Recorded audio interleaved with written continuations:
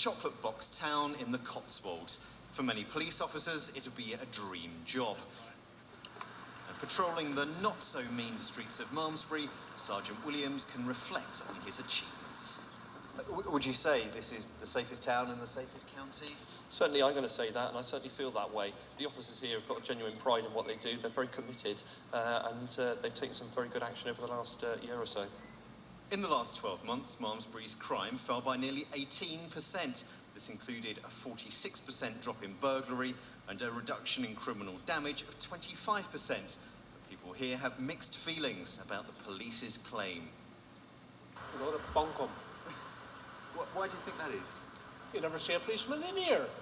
It's completely toy town, and you don't really see anybody vandalising anything or with intent to break in. I think a lot of us have noticed just in the last year or so that the policing has got better. But over Malmesbury's many centuries, it's seen its fair share of strange crimes and misdemeanours. First of all, there's a bit of historical joyriding. A millennium ago, in 1010 AD, a monk called Elmer built the world's first glider. He launched it from a tower from the church that preceded this one, and to the amazement of everyone, he flew it for about a quarter of a mile in this direction before it crash-landed, crippling him. And centuries before the Dangerous Animals Act, the poor barmaid Hannah Twinoy was eaten by a tiger from a travelling circus. Modern Malmesbury faces problems like drugs and delinquency, but Sergeant Williams says he's determined to keep this town at the top spot. Robert Murphy, ITV West News, Malmesbury. Unique footage of a carnival shot during the Depression years of the 1930s has been found, restored and made available. It offers a charming and fascinating insight into life at that time. Robert Murphy has been looking at it.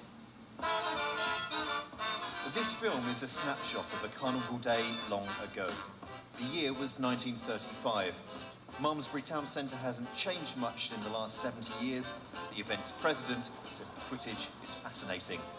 It was all taken in the 1930s by a chap named Bennett Kingston, who was an amateur cameraman.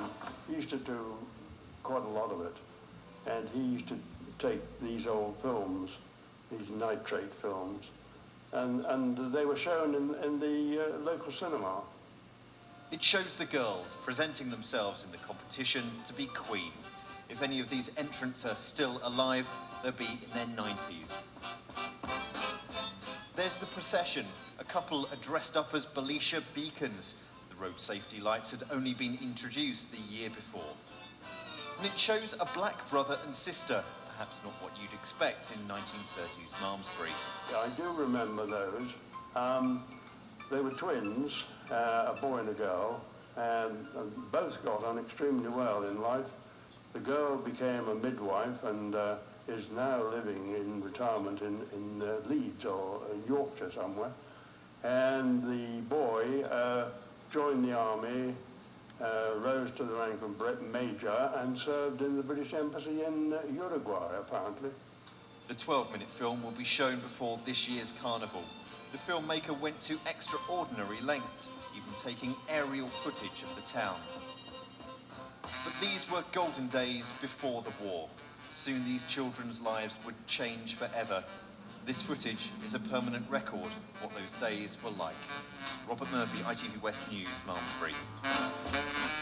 Planning permission at the same time as the Conservative leader David Cameron did for his home.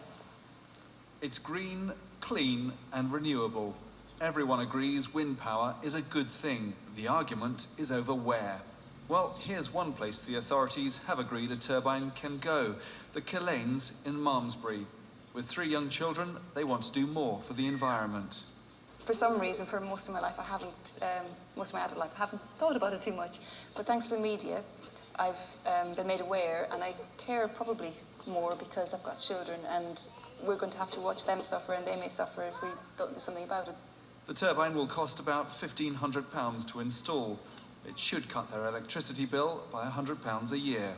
They're talking about a 30% of your sort of general electricity demand in an average house for a year.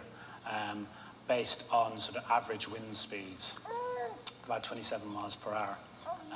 So it depends on the wind speed, it depends on the position of the turbine. We're in quite a good position here. At the same time North Wiltshire planners were giving it the nod, so was the council for David Cameron's home in London. The Conservative leader is keen to demonstrate his green credentials. When he's not cycling to Parliament, he drives around in a car run partly on electricity. He hopes to have his turbine up this year. That'll be ahead of the KILLANE's. Their plans also include an extension with solar panels. Fun. Every July for the last 50-odd years, Malmesbury Carnival organisers put a banner across the high street. Unfortunately, this one is computer-generated. The reason is they've been told they have to pay for planning permission, and they object. It's costing them £265, so they've banned the banner. Yeah? Over to there. The Carnival president says it's daylight robbery. I think they're a bunch of money grabbers, and that's putting it mildly. To me, it doesn't make sense. To anybody in Malmesbury, it makes no sense at all. We've had this banner every year for over 50 years. The council says that if Malmesbury people pay for planning permission, it would last for several years. The authority says the guidelines have been brought in after complaints about advertising banners, but people here are angry. That everything's gone mad if the local council charge local people to advertise their own event in their own town. Really, it's a lot of money, isn't it? And we're trying to raise money for charity, and here you are. We shall be here at Carnival, banner up. David Woodland has the story. Lose your keys and you're in trouble. Lose your glasses and you're in double trouble because you probably can't see well enough to find them. But here at Glasses Direct, they've come up with a solution. Whistle, and the glasses whistle back. Within reason, it doesn't matter where you lose them, under a pile of magazines or the back of a sofa. Fantastic. And like a faithful dog, your glasses will whistle back. Crisis over. Somewhere around here. Aha. It works. My old man, my father, you know, he loses his glasses the whole time. He's left his glasses in the car, he left his glasses behind the sofa, and he's always looking around for them. And I just thought, look, there must be loads of people in his situation. And I wanted to create a pair that you could just whistle at, and they'd whistle back. What would the spectacle-wearing public of Malmesbury make of them? Personally, no. Well, I mean, it's a nice idea, but just look at the width. Can you show me them again? Is anybody going to wear these? Or this is just a prototype. You think you can get it smaller? They think they can. Mine are only about £10, so I wouldn't be all that bothered if I lost them. When these come on the market, do you think you might end up buying some? I very much doubt it somehow. You're not forgetful? No, not really, and certainly wouldn't want to have to whistle at my glasses. Maybe my dog. This was extreme road testing. Would take magnificent spectacle forgetfulness. But the glasses passed the test, so if you happen to be painting your house and left your shades up here, no need to worry. Picture this. Attractive woman's walking past the building site wearing your glasses. She gets wolf whistled. Is that going to set the glasses off? It should set the glasses off, absolutely. Draw more attention to her. David Woodland in Malmesbury for the West tonight. Kerry Cryer from Brinkworth makes Malmesbury mould and North Wiltshire loaf, and it smells amazing. And she's the 5th generation, although you've put your fingers all over it now, 5th generation of her family to turn her hand to churning. That means you can't have any then. Oh, does it? For me, I was just to say I can see the mould. Well, Andrew Plant has been to see her. In the 1920s, Kerry Cryer's grandfather saved Hill End Farm by selling his cheese door to door. 90 years later, his granddaughter's turning milk churning into an award-winning business. The Chamber of Commerce organised a competition sponsored by the North Wiltshire District Council to find the best new business in the area.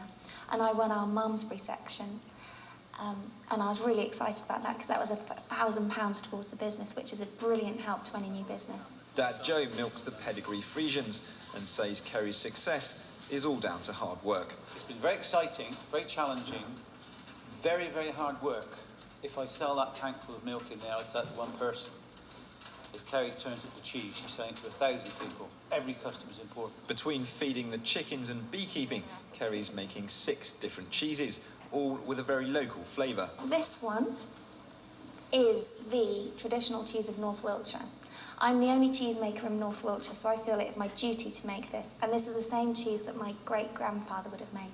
It's similar to a double Gloucester. And then cheese of my own invention, named after my favourite town.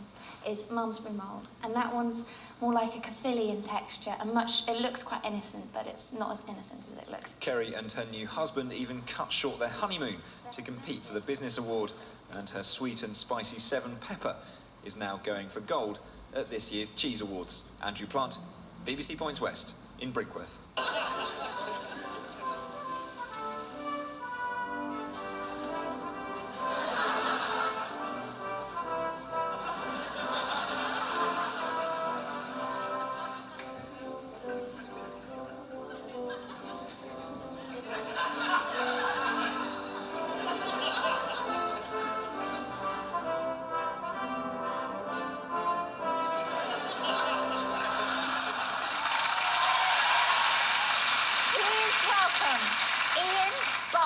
And Ricky Dicky Do.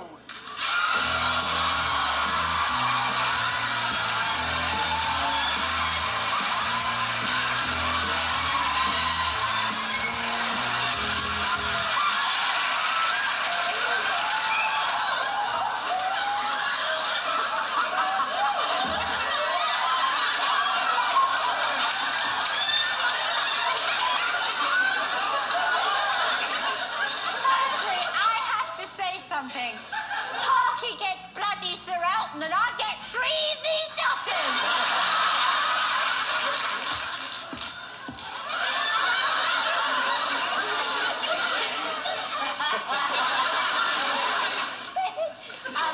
Can I just ask you all, why? Why not? Why? Why not?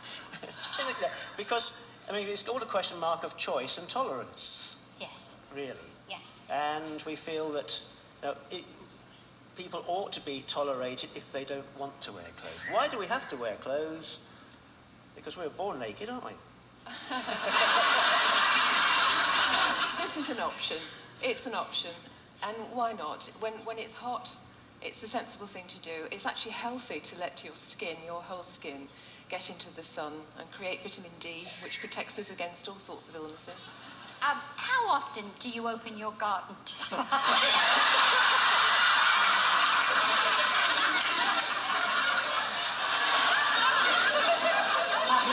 7 days a week. Really? Between March and October. But, yeah, only 4 days of those have been what we call our closed optional days. So members of the public can come in nicky-nacky nude if they want to? If they want to, yeah. On four preordained days. Yeah. Pre-arranged days. And that really developed because we got involved in a programme about going to work naked. And as a result of a lot of questions that we were asked through the internet, if you garden naked, can we visit naked? We asked the question, well, can they? And we discovered that actually it's quite legal, quite lawful for people to be without their clothes in our garden, if we've said that's okay. And our idea is that we would quite like people to start to see that being naked doesn't mean sex. It's not like in Scandinavia, it's very well accepted, especially in the summertime, for people on the beach to go totally naked, and in many parts of Europe you can. And here it's kind of giggled at, because silly people like me can't stop giggling. No, it's true. I think we feel self-conscious about it, don't we? Well, of course. I mean, come on. How many of us really walk around the house nicky-nacky nude? Because we don't. Because everybody covers up, because we're embarrassed. It's a kind of thing that's kind of inbred when being English. Well, I think that's true. I think that our parents put us in clothes when we're very young, and we never challenge it. We never ask why. We just accept it. Perhaps when we're about 3, we might try and get all our clothes off as often as possible. Now, you've got children, and it's perfectly normal to them. It's perfectly normal to them to see us without our clothes. We allow them to choose whether they want to be without clothes or not. And at this point in time, our 3 choose to stay clothed because they've got a lot of peer pressure to work through, just like we did. I think it's a great thing. Everybody should, be able to do what they want in their own home. That includes the garden. So I say more power to you. I think it's great. And you do, I'm not laughing now, you do have the most beautiful gardens. You do. They're magnificent. You're welcome to come and visit any time. I will, Barbara, I will. No, and I'll keep the kit on, but I will come round, definitely. definitely. And I want a big thank you to Ian, Barbara and Rick for sharing